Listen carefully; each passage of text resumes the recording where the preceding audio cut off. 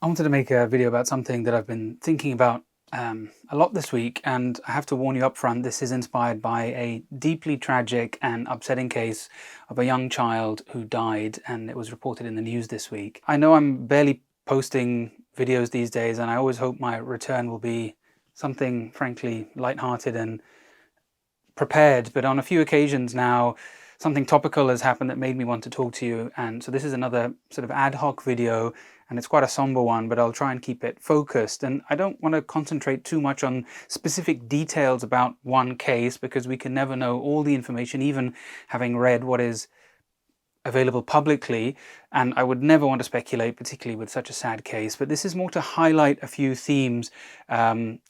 Obviously, I'll briefly explain the case, which I saw reported in the BBC with the subheading, "Trainee Doctor Punctures Artery During Routine Procedure." And in fact, I thought this was the headline, so it may have subsequently changed. Certainly the Mirror and other outlets, I may be thinking of them, they reported with the headline focusing on the trainee doctor. It's about three-year-old Aarav Chopra, who was born with something called biliary atresia. It's a rare and life-threatening disease where bile can't drain from the liver to the gallbladder, and it can cause cirrhosis, it can cause liver failure. And this poor little boy had undergone a liver transplant, which unfortunately his body had rejected. It had all kinds of things happening, including clots in major vessels. And he underwent 3 procedures in a single day, one of which was a liver biopsy, and this caused a major bleed that led to his death. I cannot imagine the pain of losing a child, especially at such a young age, after he'd gone through so much medical trauma in his short life. I found it extremely sad, so I wanted to understand what happened. Now, from the news coverage, it was clear that the implication is that a trainee doctor, which I don't feel is a very clear term, which I'll come back to, has made a mistake, and the fact that they're emphasizing their trainee status suggests that they made the mistake because they were inexperienced. And I think anyone reading that would infer that a more senior doctor would not have made that mistake. And the family said that they were not aware how junior the doctor was, and I don't believe that is disputed. Clearly, all healthcare professionals should always be honest about who they are and their level of experience. And this is one of the reasons I've been I've objected vocally for many years to these concocted modern job titles like consultant practitioner and anesthetic associate, or people like chiropractors calling themselves doctor. All of these have been shown time and time again to mislead people into thinking that they have been seen by a medical doctor. But was this doctor doing the procedure unsupervised? Was their grade the main issue here? So I read the coroner's report, and suffice to say, I agree that this was a case of bad care, poor quality care. Multiple mistakes were made, and I think it was a correct final decision that the hospital admitted fault and apologized and indeed settled with the family. But my takeaways of the biggest problems with the case were, all kinds of things. Doing the liver biopsy while taking 2 medications that increase bleeding rather than stopping at least one, not acting on the finding of blood in the chest, not recording that 2 attempts at a puncture were made, not acting emergently on low blood pressure readings, returning Aarav to the ward from the radiology department rather than stabilizing him. Indeed, I felt, this is kind of unrelated, a separate point, but I feel the way interventional radiology as a specialty operates in this country, at least in hospitals, needs a huge overhaul. Not escalating his deterioration rapidly, not immediately inserting a chest drain to drain the blood that had collected until well over an hour after the bleeding was noticed and he'd already gone into cardiac arrest. It's very upsetting reading. So the reason I wanted to talk about this is that my son had an operation this month, and I had all the usual anxiety that a parent has when their little one is anaesthetized and cut open, and he's fine, and I can't praise the team enough. But you can imagine that any parent whose child is in the healthcare system might read this news coverage and feel more scared when they go to the hospital. And I put myself in the position of someone like that, and I wondered whether they will come away from this case with the same thoughts as me. So I then looked at the coroner's recommended action points that came out of this case, and I was rather confused. The first is about antibiotics, which don't really seem to be a key factor here. And two of them are about the seniority of the operator, although personally I didn't think that was one of the key issues.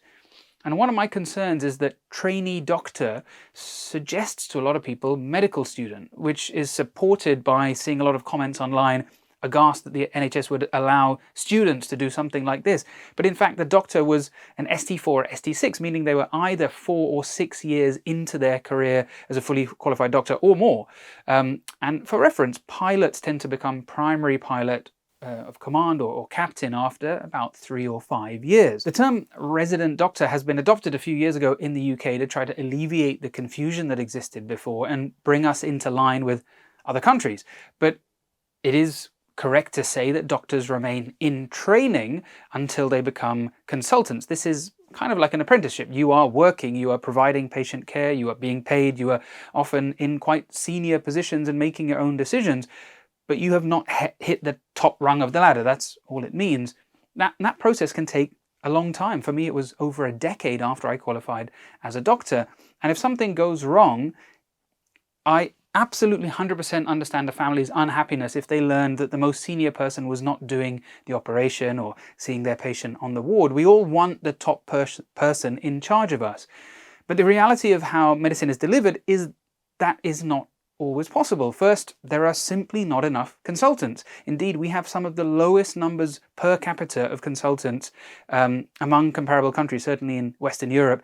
And secondly, you need to train future consultants. This does not mean resident doctors should be doing things they're unable to do without support. And the level of supervision in Aarav's case is not clear. I would very much hope that a consultant was with the resident doctor. If they were, it is surely on them, not the trainee, that the gravity of the complication was missed. If there was no consultant present with the resident doctor, that's a much more grave problem. I didn't quite understand from the report which had happened. Liver biopsies are like many other procedures. They're common. The article uses the word routine, but this does not mean benign. Every procedure carries a risk, and in this case the risk was significant due to the factors I mentioned earlier. And the most important complication we consent for before doing a biopsy is bleeding. So what occurred is a recognized complication of the procedure. The most experienced consultants in the world still cause complications. Now, is that any consolation to the 0.5% of patients who end up having a bleed after a liver biopsy? Of course not. They don't care that the 200 patients before them didn't have a bleed. To them, it has been a disaster. It's a 100% complication rate for them. In my specialty of interventional cardiology, every procedure pretty much I do carries a risk of death, and indeed we have to consent for that. It's also a field where everything is recorded on screen, so we're obsessed with poring over images of things that went wrong. Sometimes you look at them and you think, perhaps I could have done something differently, and you look in retrospect, but sometimes it's just bad luck. You can do everything right and you lose your patient. It's awful, but that is the job. There are so many idioms in medicine about this exact thing. If you haven't had a complication, you haven't done enough cases. Smooth seas do not an experienced sailor make, and so on. So while a resident doctor might be more likely to cause a complication than a more experienced one, there's no way to say that the same problem would not have happened. And really my main point in this video is about training and apportioning blame. When I was a resident doctor, I was always told by my consultants that ultimately it is them that carries the can.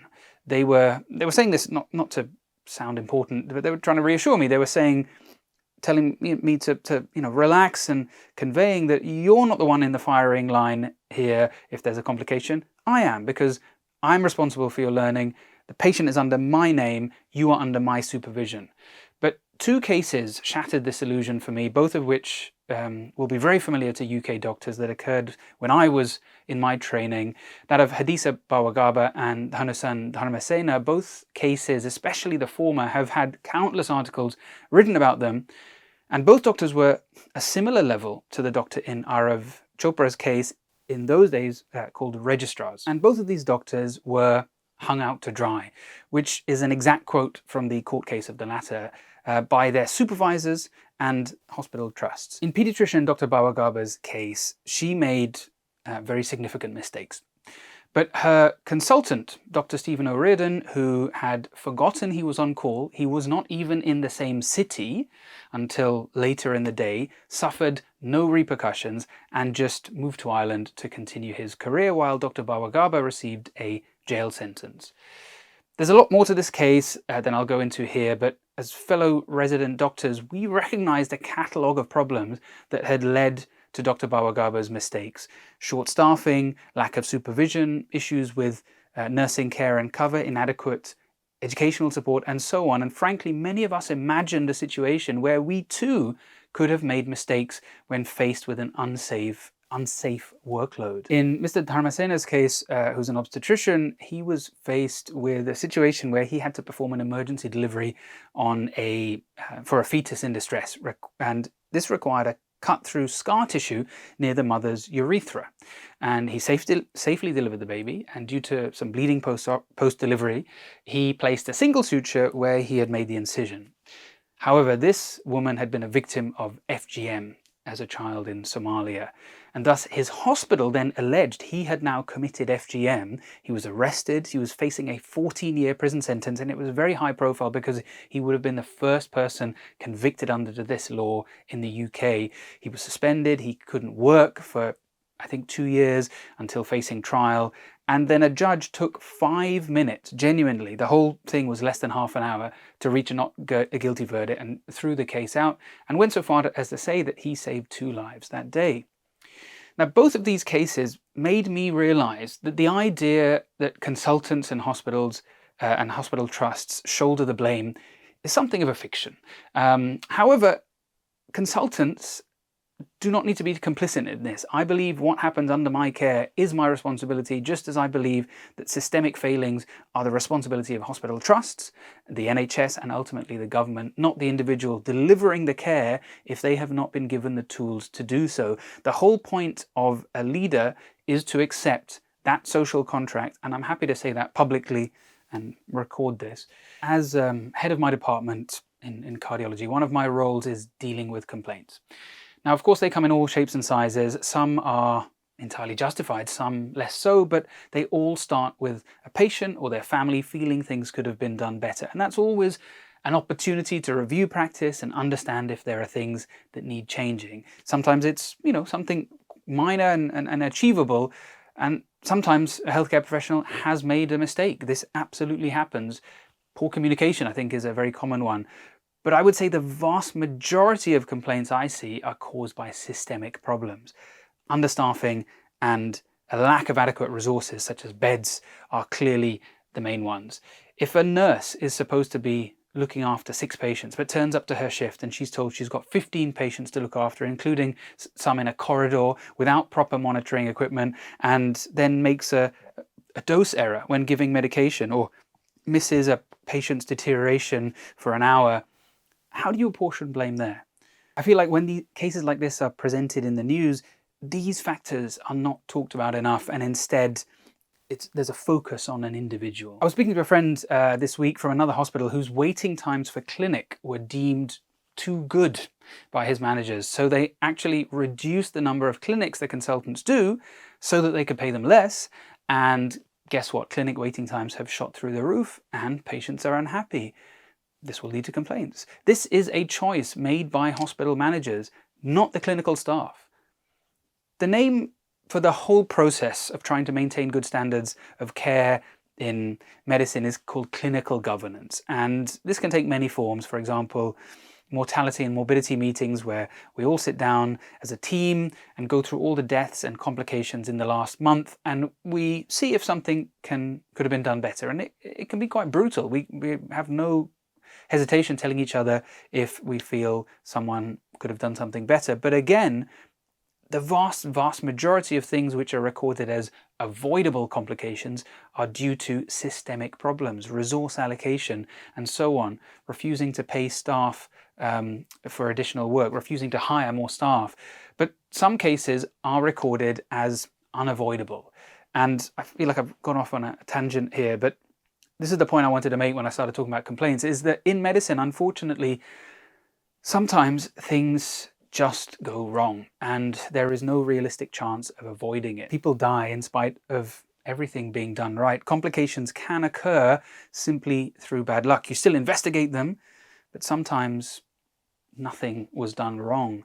And when I meet patients and their families, even if I wasn't involved in the case, I know my role is just to listen to them, perhaps even absorb some of their emotion. Sometimes people just need to vent their anger and their sadness at a shitty situation, and that is a very human emotion. It's also human to want to blame someone, but it's rarely one person's fault. Sometimes it is, of course. I'm not minimizing negligence. There are some horrible stories of doctors doing terrible things. But it can be tempting to simplify things and blame it on an individual so that you have a face, a person you can say caused the problem, instead of some faceless organization or hospital trust. And my role as a senior doctor is, of course, to put patient safety first, but also to ensure I'm doing my bit to train the next generation, as after all, they will be looking after us one day. They'll be the next generation of consultants. If we as a society want everything to be delivered by consultants, which I totally understand, by the way, that's a logical thing to want, we then have to accept that the next generation of consultants are going to be hopelessly inexperienced. There are already shocking statistics that surgeons are starting their consultant careers with way less operating time than a few years ago, primarily because consultant-delivered care has already increased so much. And unfortunately, this is an impossible circle to square. There are no easy answers here.